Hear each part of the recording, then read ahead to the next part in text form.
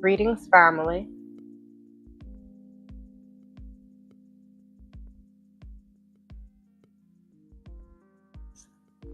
I think I want to hold the mic. I don't want it attached to me. I want to hold it.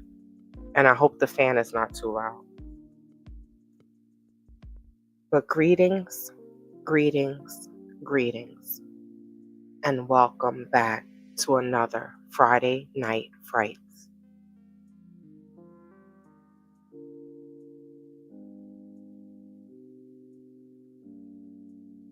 I just want to make sure the music is not too loud. I know I was a few minutes late.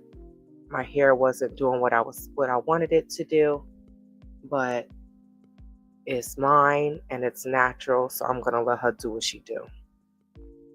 But welcome, happy Friday, happy Juma. I hope you all can see me. I'm trying to find the best spot in my home to record until I get my new home. So I'm just gonna make the best of what I have. Make the best out of what I have. But welcome, welcome, welcome. In this week's episode, we are traveling to Dallas, Texas.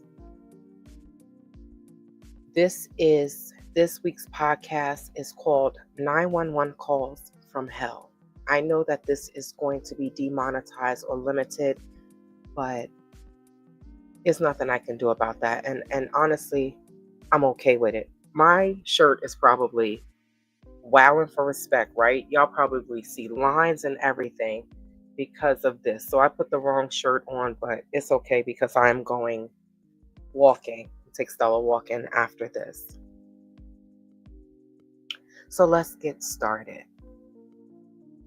In this week's episode, we're traveling to Dallas, Texas to commemorate the life of our sister, Deanna Cook. I hate the fact that so many Black women are becoming household names for the wrong reasons. Rest in peace, Miss Deanna Cook. Deanna and Sandra. I don't know why, but she reminds me of Sandra Bland. Both were murdered in Texas. On August 19th, 2012, Vicky, who is Deanna's mom, and her two sisters went to Deanna's home when she couldn't be reached. Standing outside the home, the mom called 911 for help, but the operator's response shocked them all.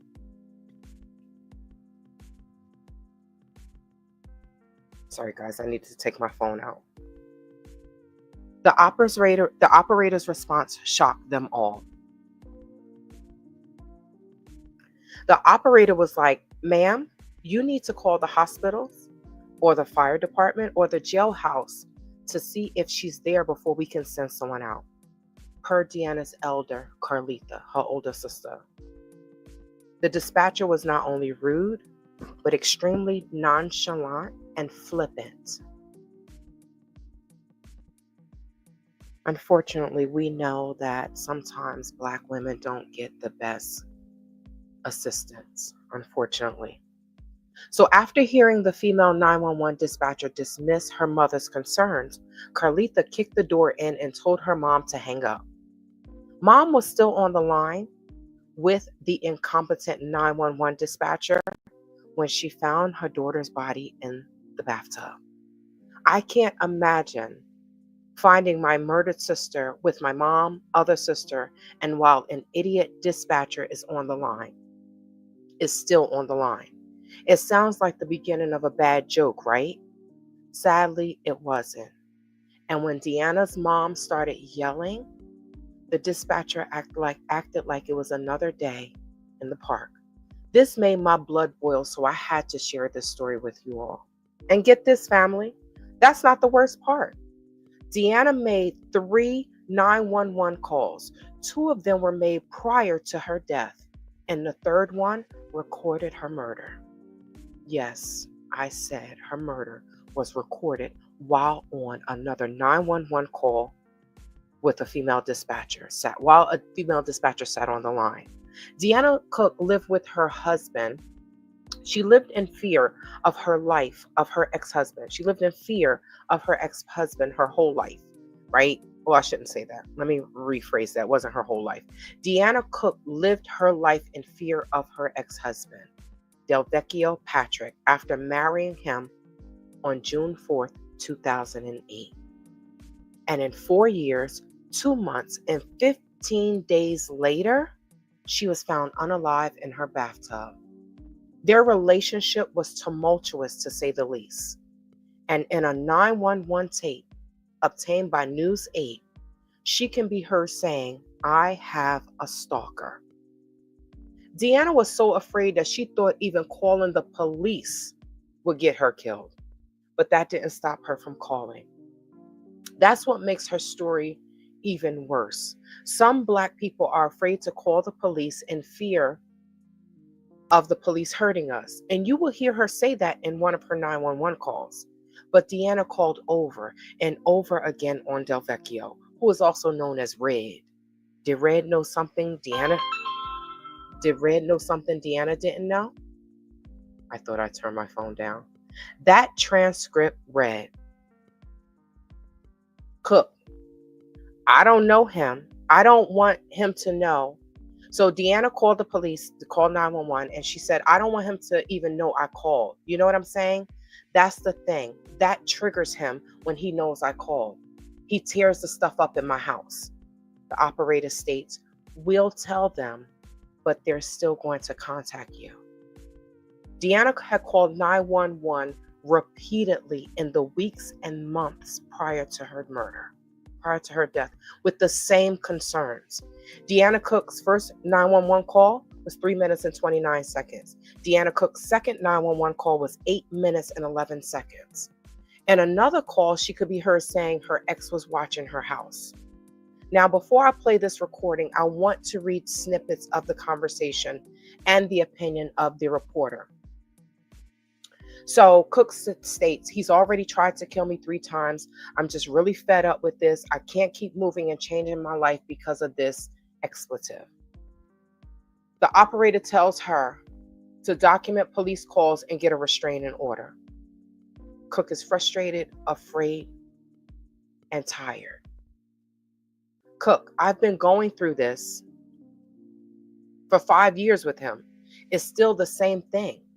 I have complaints. If you look up my name, you'll see that there are 100,000 complaints, but ain't nobody doing nothing." The operator, "When was the last time you called the police?" Cook, 2 weeks ago, and they just tell me not to open the door, not to open my door, and that and all that. The operator ended the call with a final piece of advice. The operator said to her, "All I can do is try to help you. It's up to you to do the things that we suggest to you. But if you don't do that, police hands are tied, police hands are tied," she said. Now, I'm going to set this up. Let me turn this down because the audio is kind of low. So let me set this up.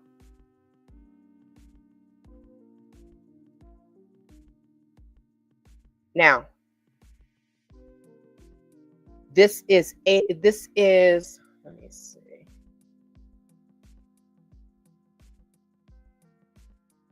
Okay. All right. So this is an 8-minute 911 call Deanna made weeks prior to her death. Okay, so let's set this up.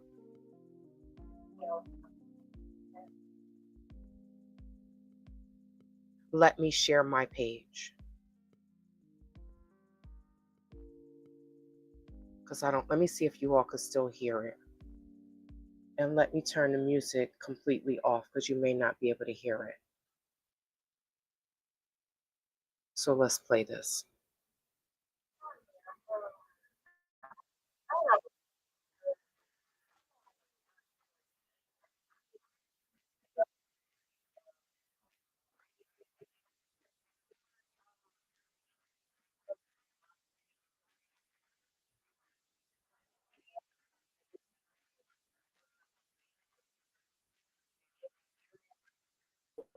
I don't know what he's playing, what his plan is. while I go to work or whatever he's going to break in my house or nothing like that. So I would like for officers to go by that area and just, check it out for me. Is somebody at your house? No, there's nobody there. I had to go to work, and I couldn't stay at home today, because I stayed at home yesterday because he said he was going to break in my house and stuff like that, and I can't keep staying at home because he's got Who is this? Who is he to you?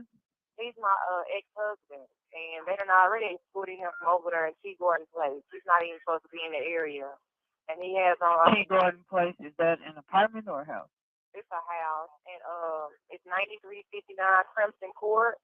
But he be at that park, and he'll probably be in my backyard or whatever. But he has on all white, some white shorts and white tank top with white Nike. What's your name? My name is Deanna Cook. Cook is the last name. What's the first name? Deanna. How do you spell it? Deanna. And what's his name? Del Vecchio Patrick. What is it? Del Vecchio. How do you spell it? DELVECCHIO. D like David, EL? Yes. And then you're saying V like Victor? Yes. V what? DELCCHIO. And what's his last name? Patrick. Is he black, white, or Hispanic? He's a black guy. He has tattoos all over his body and everything, and like two goats in his mouth. What about a vehicle? No, he don't have a vehicle. He stays right there in Gulf Springs, so he'll walk over there to my house. He'll walk over in my area. And I got a call last night saying that he was over by my area, so I stayed. I stayed at home, and I was at home all night. Did you call and report it to the police? No, because I've made so many reports. I know that they probably tired of me calling. I just need for them to, they need to just get him away from there. I don't know what else to do, And I don't know. So you need to call every time he calls. If he says he's coming to your house, you need to call. Anytime you see him, you need to call. Do you have a restraining order on him? I couldn't get down because when I went and got one, it was a conflict of interest because I've been in a prison before. So it was just it's a long process now. I've been up there already, and then he's already tried to kill me 3 times. So I'm really just really fed up with this. I can't keep moving and changing my life because of it. So you went before the judge, and the judge said you couldn't get a restraining order? Yes, because I've been in prison before, and they said it's a conflict of interest. What judge did you talk to? It's been some years ago, so I forgot her name. But okay, so we're not talking about 2 or 3 years ago, ma'am. You're saying somebody's stalking you right now. Yes, ma'am. Okay, you need to go and get a restraining order. That doesn't even make sense. It doesn't matter if you've been in prison or not. It's still against the law to threaten a person's life. It has nothing to do with your background or what kind of lifestyle you live. It's against the law for somebody to tell you they're going to take your life. It's against the law for somebody to take another person's life. So that has nothing to do with where you've been. So you need to go and try to get a restraining order or a protective order, whatever you can get in place. I was thinking of just not to go to work tomorrow and go. It may not happen in one day, but I can't believe that they told you can't get a restraining order because you've been to prison. That doesn't even make sense, ma'am. Well, that's what they told me. So I stayed up there. Were you just getting out of prison when they said that? No, I wasn't just getting out. I just had a case pending on him when I went up there, and they dropped the case and everything because it was self-defense because he tried to kill me. So I'm just tired of this. I just really just want some officers they can go by my house. They really you have to call the substation and ask them to increase patrol for your area. You can do that, but when you see that guy, you need to call the police and you need to make a report. They're not going to tell you that you can't get a restraining order or some kind of protective order if the person is threatening your life. And if he's not doing that, that's totally different. If you're just calling and saying, I saw him and he hasn't said anything to you, hasn't made any contact with you, hasn't made any threats, then that's totally different. I wouldn't call if he hadn't said anything. Okay, then I don't really like to even deal with the police and involve anything, but I'm really fed up with this right now, and I already relocated 3 times. So I just, if somebody can just go by my home, I know he's over there. They're not going to be able to do anything if he's at your house if you're not there. Because we don't, I can send a police by there, but they're just going to write that off. When you call, I'm saying this for your own good. If you're having this problem that you're saying you're having, you need to call the police. You need to have them come out and give you a documented statement each time that you see this person. If he is stalking you, if you're afraid for your life, then you need to call the police, wait for the police to come and give you a statement saying that they were actually at your address for this certain time, whatever it is. Whenever you call, every single time that you do that, you go to court with that. They're not going to tell you that you can't make a report for this guy coming if he's harassing you. If you don't have any document, that's different. I understand. I've been going through this for like 5 years with him, and it's still the same thing. I got him in here.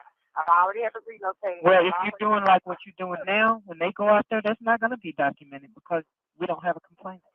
I have complaints. If you can look up my name, you can see it's 100,000, about 1,000 complaints. But ain't nobody doing nothing. And when they make a complaint, what do they say? That's what I'm saying. What is the result? When was the last time you called the police? Like 2 weeks ago, and they just tell me not to open my door when he comes to the door and all that. So when they came to your house 2 weeks ago, the guy wasn't there? He was there, and they had to escort him away from my house. And did they make a report and give you a report number? Yes. Okay, that's what you need. Those reports where they went out there and had to make him leave, you need that to take to a judge. That's what you need to take to him. This guy's following me. This guy's stalking me. These are the times that I've had to call the police out there. Yeah, he's addicted to PCP, and it's not going to stop him. He runs off and he leaves and everything. When the police come, he runs and they can't find him. I'm just fed up with this. I can't lose my job for this. I'm just tired. We're going to send them. Is this the phone number you can be reached at? All I can do is try to help you, ma'am. It's up to you. You're going to have to, it will be up to you to actually try to do the things that we suggest to you. But if you don't do that, then, the police hands are tired. If they don't have any documentation of actually having a situation where we have to constantly go out there because this guy is harassing you, then it looks totally different when you go to a judge. All right. Well. All right, guys. So I wanted you all to be able to hear exactly what she was saying. So this whole call, that whole 911 call confuses me because a 911 operator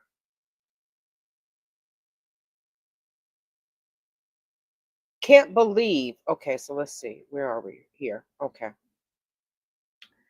This whole call confuses me because a 911 operator can't believe that the courts told this woman she can't get a restraining order because she has been to prison. That's what she was saying. She said that the judge said that it was a conflict of interest because she has been to prison. She told the courts that he was trying to kill her multiple times. She said this in the 911 call. She said that she had a case against him, but it was considered self-defense because he had tried to unalive her. And they didn't do anything. So she also said that he's addicted to PCP. So substance abuse is involved as well. Unfortunately, this was a recipe for disaster. I'm not going to lie. I feel bad for Deanna. I feel bad for her because I know how she feels when it comes to being stalked by someone and the police aren't doing anything. You can hear the frustration in this woman's voice. The fact that she's had to move multiple times, the fact that she's had to take time off from work to handle that criminal is absolutely insane. And I feel like they didn't take that into consideration.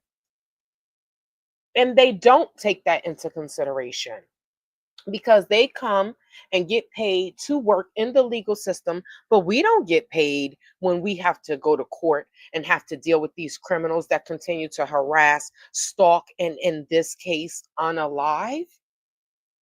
Sadly, Deanna's final 911 call came on August 17th, 2012, 2 days before her family found her.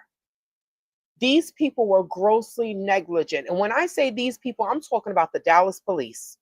I don't even know how they got that job. I'm going to read you the transcripts, then you can hear the call yourself. I'm not sure what YouTube will do. Um, if it's a copyright, so I'll have to remove those particular recorded parts. So that's why I'm kind of like telling you all and then talking about it afterwards in case I have to edit those parts out. But at 10:55 that morning on August 17, 2012, a 911 operator answered the call. The operator states, Dallas 911, this is blah, blah, blah. What's your emergency? Operator states, what's your address?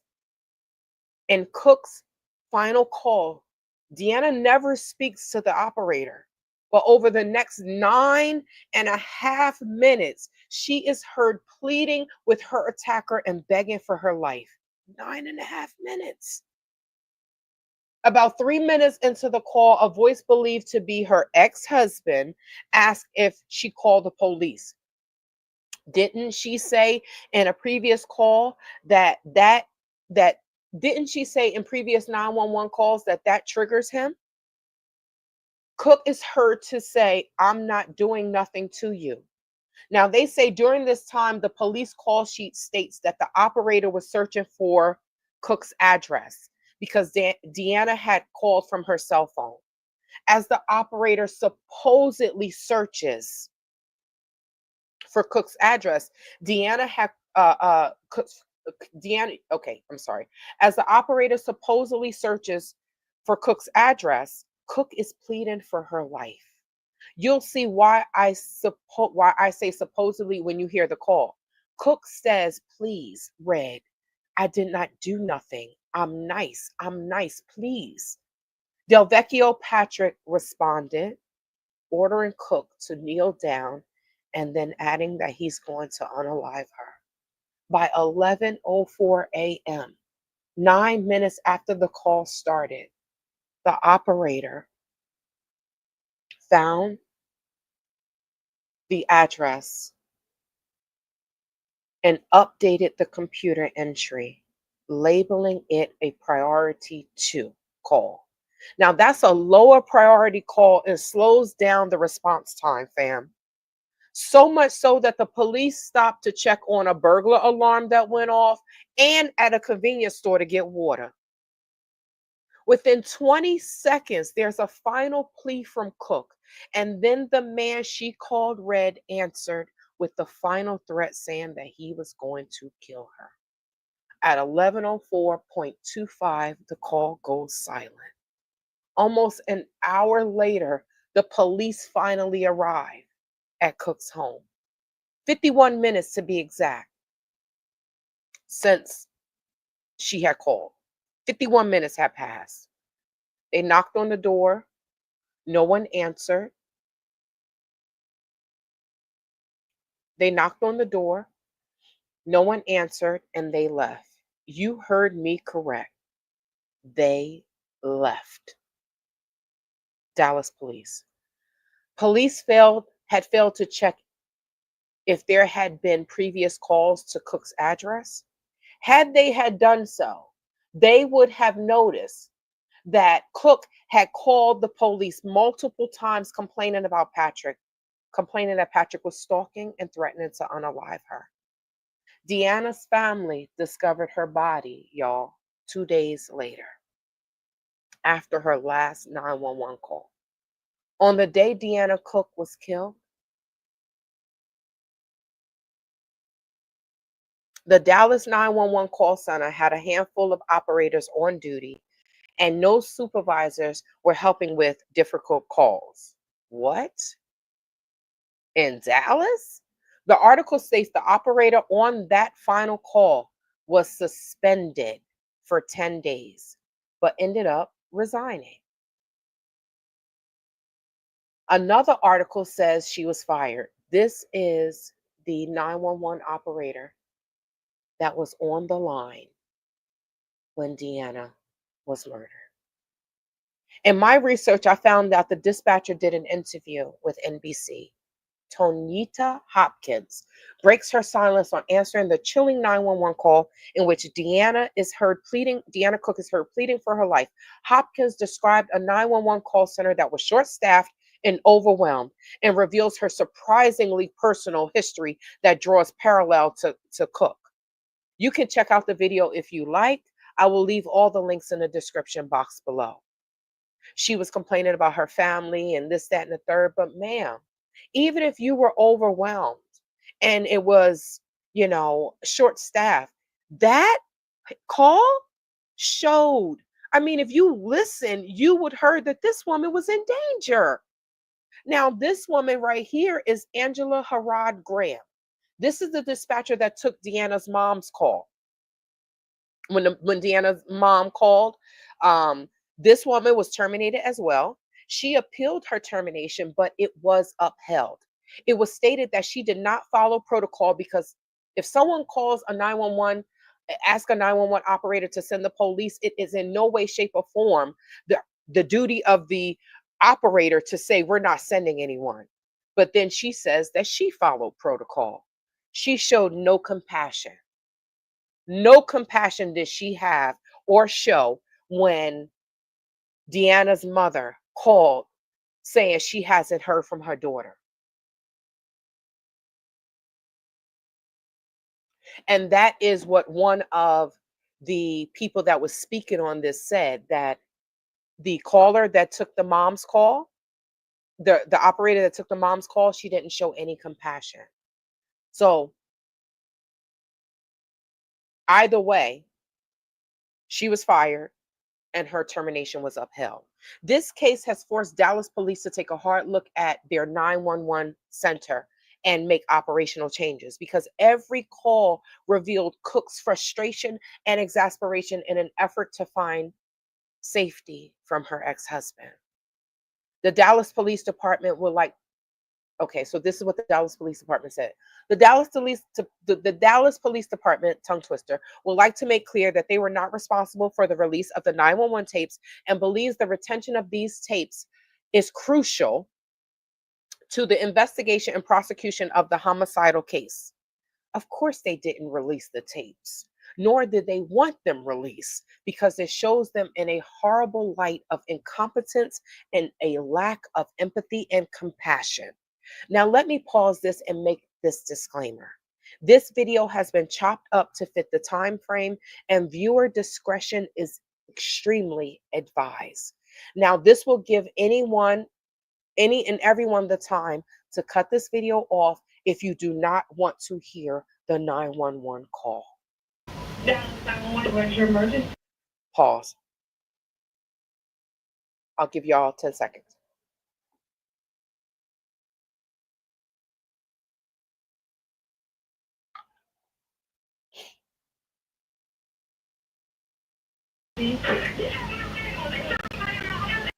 All right. I'm going to run it back. This is her final 911 call. We're telling you. What's your emergency?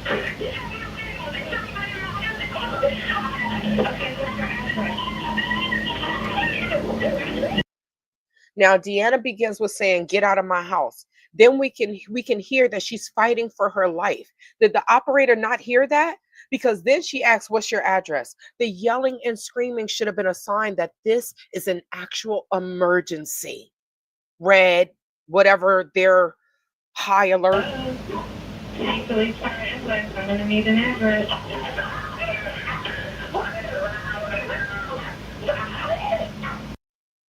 Now, this is where I started getting pissed off. Do you not hear the lack of sympathy, empathy, or compassion in the operator's voice? Hello, I need your address. Like, she's annoyed. Then you hear Deanna being choked and struggling, but the operator never asked if Deanna was okay. That's why the whole she was looking for her address didn't sit well with me. I know that I couldn't sit somewhere and be that calm listening to a woman in the fight for her life, and I'm looking for her address while sounding like I'm listening to a meditation podcast. I would have been a hot, emotional mess. That's probably why I was never hired when I applied for 911 operator positions. They probably saw it like, Hello, do you need police car or ambulance? I need an address. Hello, do you need police, fire, or ambulance? I need an address. Hello, I need an address. 3 minutes into the call, Deanna named her attacker by his nickname, Red. Sadly, she probably knew she wasn't going to live through this. So she started yelling out Red.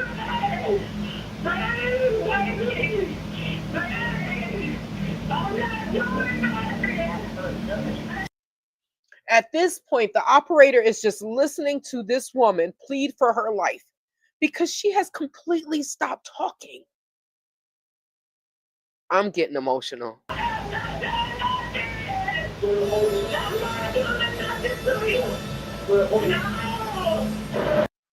And now DeVecchio, aka Red, aka Punk Ninja, has started taunting Deanna, saying, "Where's the police? Where's the police?" He knew everything that she was doing to try to break free from him and be safe wasn't working. He knew he would have the chance to unalive her before the police ever came. Y'all remember I told you Deanna's mother and sisters found her, not the Dallas police. So, what a horrible way to leave this planet after begging for help from this psycho crazy maniac. And at 7 minutes and 45 seconds into the call, Deanna continues urging her ex husband to stop killing her while the operator still sat on the line.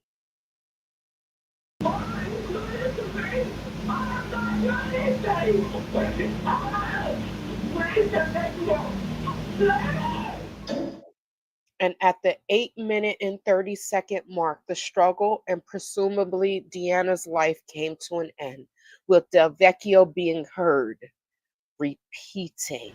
That's it. That's it. That's it.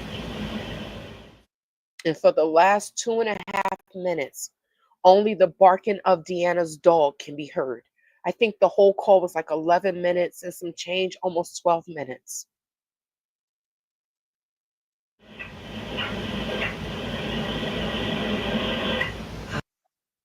After killing Deanna, Del Vecchio turned on the hot water to scold and deface her body post-mortem. My God. And to know that when her mom found her, her skin was falling off her body. Del Vecchio Patrick was arrested and showed no remorse. He even tattooed Cook's image on his body while awaiting her trial. He was convicted and sentenced to 85 years. Deanna was 32 years old. He should have gotten the damn death penalty.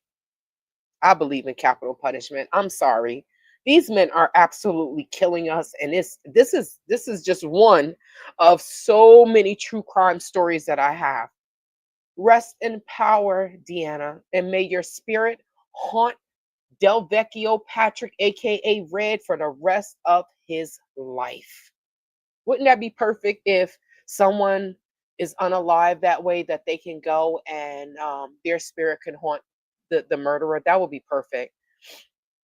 So please, family, if you or someone you know are dealing with abuse, please tell someone because it's not okay.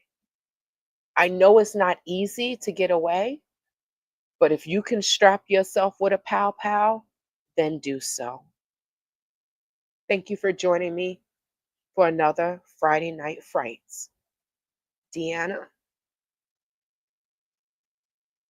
I'm sorry, sister. I'm sorry that the Dallas Police Department, I'm sorry that the Dallas 911 call center, that they all failed you. And just so you all know, the family is still fighting. They filed a lawsuit against Dallas PD. I guess the city of Dallas. I'm not sure who exactly it's against, but I'm assuming that the call center is involved and also the police department. And unfortunately, that case is still ongoing. Thank you for joining me, And I may pop into a live tomorrow to handle Art Kathy. See you all soon. Have a great weekend. Have a great Friday night. Take care.